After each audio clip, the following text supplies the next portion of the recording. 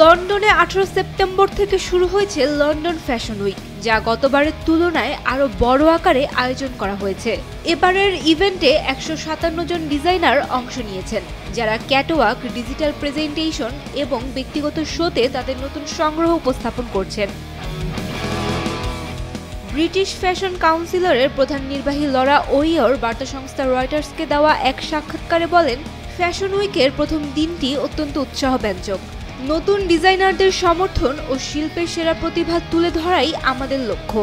তিনি আরও জানান, প্রদর্শনীতে অংশ নেওয়া ডিজাইনারদের ফি বাতিল করা হয়েছে এবং বিদেশি সাংবাদিক ও ক্রেতাদের আকৃষ্ট করতে বিনিয়োগ দ্বিগুণ করা হয়েছে।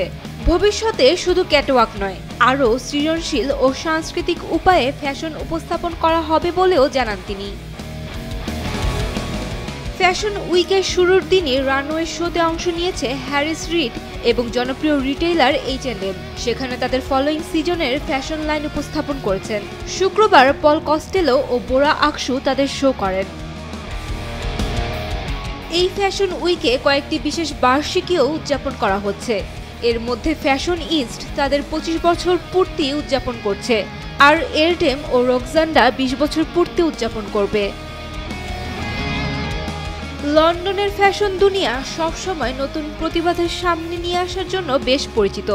এই ফ্যাশন উইকের নিউজ এন্ড প্রোগ্রাম উদীয়মান ডিজাইনারদের আর্থিক সহায়তা ও দিক নির্দেশনা দিয়ে থাকে। লন্ডন ফ্যাশন উইক শুধুমাত্র পোশাক প্রদর্শনের ক্ষেত্র নয়, এটি লন্ডনের ফ্যাশন শিল্পের একটি গুরুত্বপূর্ণ অংশ, পাশাপাশি আন্তর্জাতিক প্রতিভা তুলে ধরার গুরুত্বপূর্ণ platform. Saima Akter, Daily Sun.